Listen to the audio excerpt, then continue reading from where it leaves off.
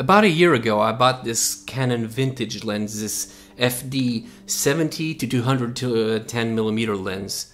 And I bought it with it came with this little adapter. Well, it didn't come with it, I just bought it, altogether. This FD to EF adapter, otherwise you can't really use these lenses on the modern bodies.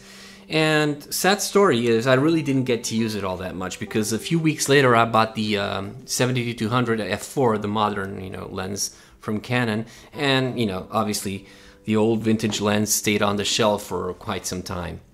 What happened recently was I got the GH5 because it has that amazing stabilization. I thought, oh, I'm just gonna attach the old lens and go shoot for a couple of hours and see what happens, see how it turns out, if I can get an interesting look using this little vintage lens. And that's what I did, so I'm gonna roll the footage for you guys.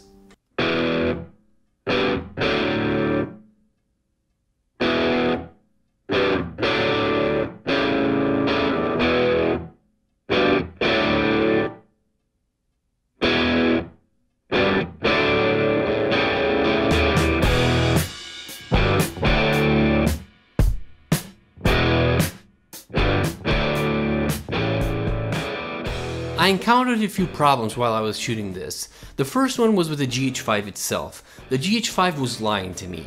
And let me explain to you what I mean when I say it was lying to me.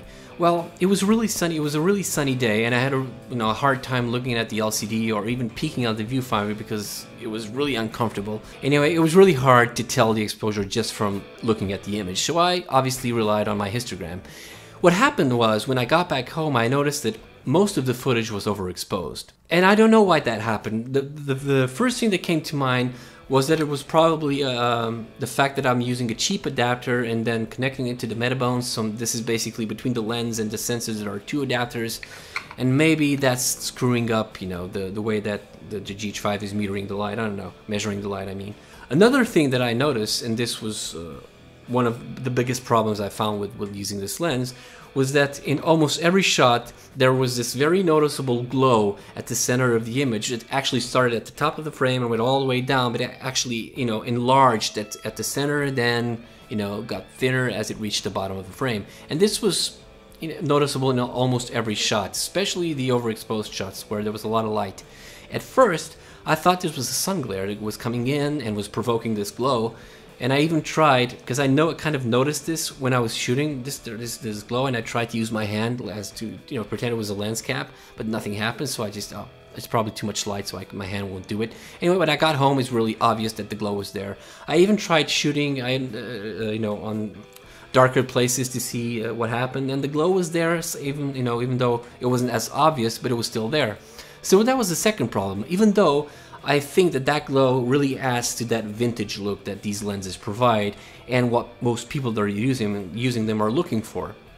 But I wasn't a big fan because it got in the way of sharpness and getting all the information I wanted. So what happened is I had to do a lot of color grading, not grading in the sense of color, but actually correcting the exposure as much as I could on Premiere. I didn't bother with Resolve, I just used Premiere. So I'm gonna show you the image, the footage as it came out of the camera, and then obviously as it is now. So this is footage straight out of the camera, and this is footage after my work on it. So you can see, as I mentioned before, really overexposed stuff, and that really annoying but charming glow at the same time. It's kind of, I'm in the mix here.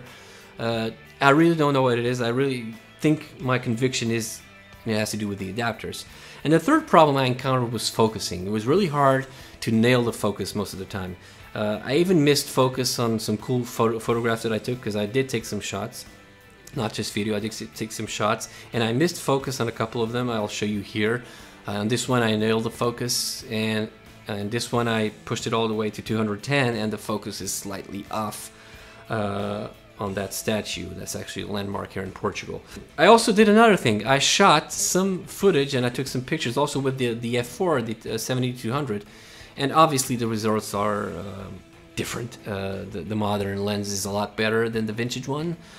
But of course, there are a lot of things you have to consider when you're comparing these two lenses. Obviously, the engineering is a lot better, but as I said before, this shit is going through a lot of adapters before it reaches, the camera itself. And obviously, I was using a GH5, and it's, all these things have to contribute to the fact that I'm not getting the best that I can from this footage.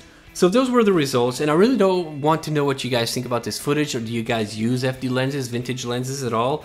Do you have any advice? You know, all that jazz. Tell me what you think, if you enjoyed this video, if you want to see more stuff like this, and so forth. And yeah, and if you have anything that you can educate me on these lenses, on the adapter, because I did do some research. I noticed that the adapters are some of them are quite expensive, and I'm guessing if I got one of those, that I would probably solve some of the issues I encountered using this shitty adapter.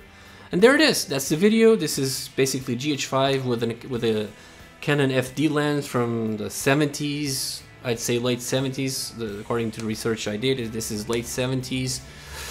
All the way through the 80s and early 90s, and it's a really nice lens, and I'm just, you know, I'll never use this at a professional level. Obviously, it's always going to be something to just have fun with and take some cool shots, but nonetheless, it is good stuff, and I'd love to hear what you think about it, and leave a like and all that shit and blah blah blah, and I'll leave you to your piece and to do your thing, and have fun, and keep taking pictures and shooting, whatever you do, okay?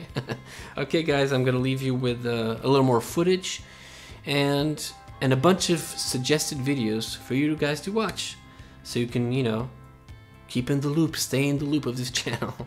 Okay guys, have fun, and I'll see you next time. Bye.